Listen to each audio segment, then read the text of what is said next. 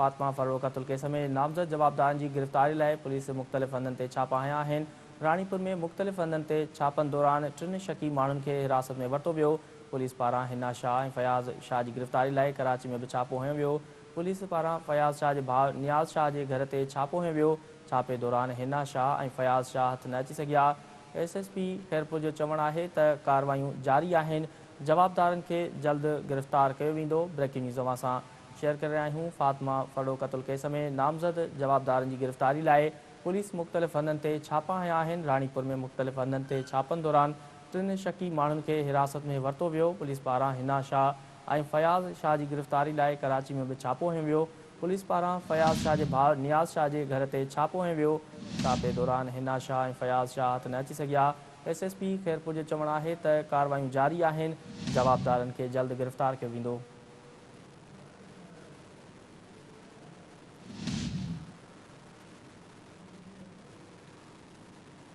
अहम ख़बर अवां सां शेयर करे रहिया आहियूं। फातिमा फरोग़ क़त्ल केस में नामज़द जवाबदारनि जी गिरफ़्तारी लाइ पुलिस मुख़्तलिफ़ हंधनि ते छापा हया आहिनि। रानीपुर में मुख़्तलिफ़ हंधनि ते छापनि दौरान 3 शकी माण्हुनि खे हिरासत में वरितो वियो।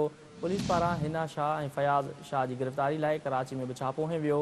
पुलिस पारां फयाज़ शाह जे भाउ नियाज़ शाह जे घर ते छापो हयो वियो। छापे दौरान हिना शाह ऐं फयाज़ शाह हथ न अची सघिया। SSP खैरपुर जो चवणु आहे त कार्रवायूं जारी आहिनि। जवाबदारनि खे जल्द गिरफ़्तार कयो वेंदो।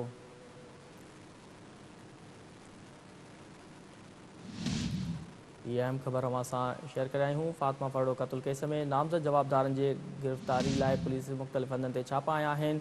रानीपुर में मुख़्तलिफ़ हंधनि ते छापनि दौरान 3 शकी माण्हुनि खे हिरासत में वरितो वियो। पुलिस पारां हिना शाह ऐं फयाज़ शाह जी गिरफ़्तारी लाइ कराची में छापो हयो वियो आहे। पुलिस पारां फयाज़ जे भाउ नियाज़ शाह जे घर ते छापो हयो वियो। तफ़सील मालूम कंदासीं अली जाफ़री खां।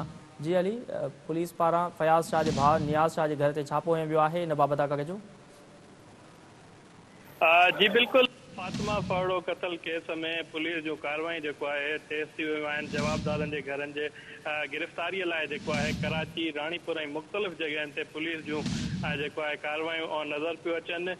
पुलिस पारां जेको ॿुधायो वियो आहे त 3 शकी जवाबदारनि खे जेको आहे हिरासत में जेको आहे वठी छॾियो आहे।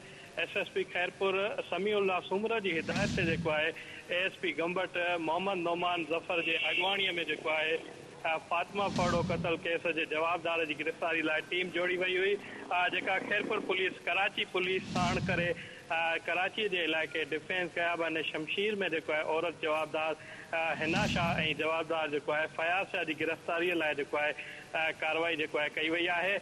पुलिस टीम रानीपुर ऐं मुख़्तलिफ़ जॻहियुनि ते जेको आहे सर्च ऑपरेशन करे रही आहे। 3 जेके माण्हू आहिनि उहे जेको आहे पुलिस पारां ॿुधायो वञे पियो त गिरफ़्तार कया विया आहिनि, जंहिंखे जेको आहे नामालूम हंध ते जेको आहे मुंतक़िल कयो वियो आहे। SSP खैरपुर समीउल्लाह सूमर जो चवणु आहे त जवाबदारनि जी गिरफ़्तारीअ लाइ पुलिस मुख़्तलिफ़ हंधनि ते कार्रवाई करे रही आहे।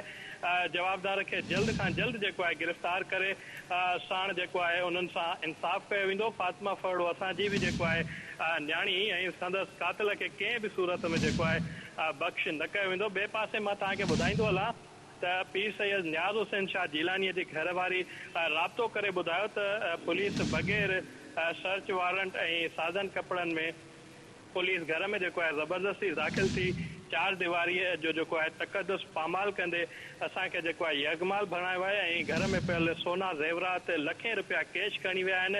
ऐं मासूम निंगरी फातिमा फरोग़ जे खून ख़िलाफ़ जेको आहे मां पहिरियां बि आवाज़ उथारियो। हुनजो चवणो त हिन वधीक चयो त मां पुलिस जे इन गैर क़ानूनी अमल ख़िलाफ़ जेको आहे हाई कोर्ट में जेको आहे पिटीशन पिणु जेको आहे दाख़िल कंदसि ऐं उमेद आहे त मूंसां जेको आहे इंसाफ़ कयो वेंदो। जेको पुलिस पारां ई गैर क़ानूनी अमल कयो वियो आहे उन ख़िलाफ़ जेको आहे उन हाई कोर्ट में जेको आहे पिटीशन विझण पिणु जेको आहे ॿुधायो त पिटीशन जेको आहे विझंदसि। जी ठीकु आहे अली जाफ़री, तफ़सील ॾियण लाइ महिरबानी।